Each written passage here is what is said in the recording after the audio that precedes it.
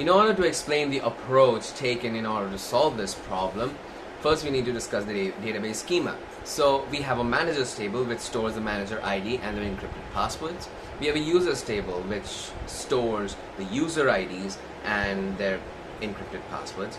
We have a categories table which stores the category ID and the category names. Then we have a products table which stores the details of all the products.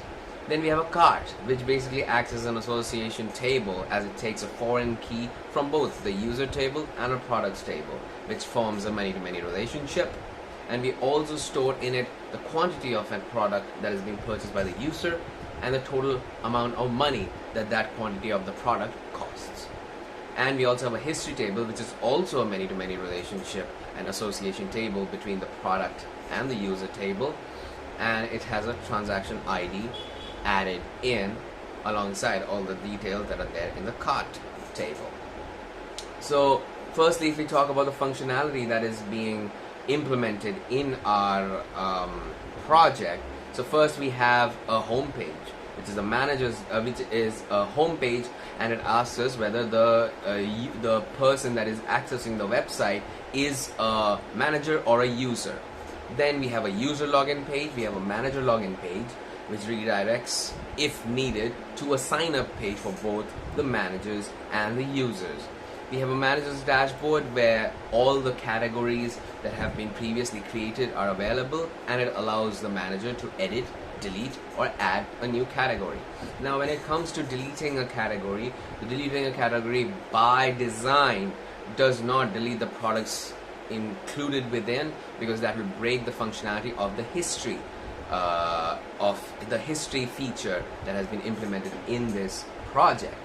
So the products can also be added, edited, and deleted. Now in order to delete a product, we have to make sure that the product has not been purchased before, because if it has been purchased before, it cannot be deleted. This is also in order to not break the history functionality of the project. And therefore, thereafter we have that history functionality, which allows us to see all the purchases made by the various users on this website. And we also have a search functionality, which allows the managers to search for the various categories and the various products contained within. Then we have the same functions for the user, as in we can display the category and the various items contained within.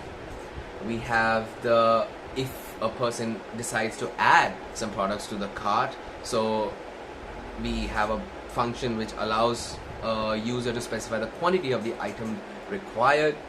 Then the cart function basically shows the user what all items the user has put in their cart, and those cart items can also be deleted. And when we purchase the items, then all the items from the cart get deleted, and all those items get put into the history table, which allows the user to see what past purchases they have made. And that is basically the entirety of the functions. And we have the APIs, which allows us to manipulate the categories, the products, and the history tables. And that is all.